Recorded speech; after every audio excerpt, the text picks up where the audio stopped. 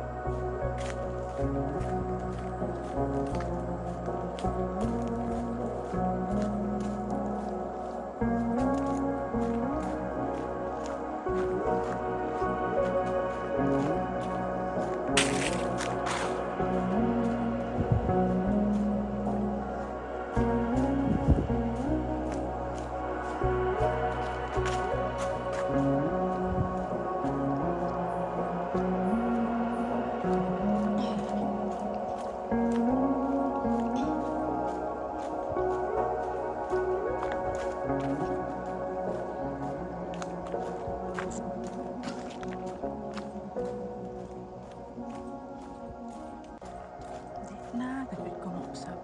O, ano yun, dere.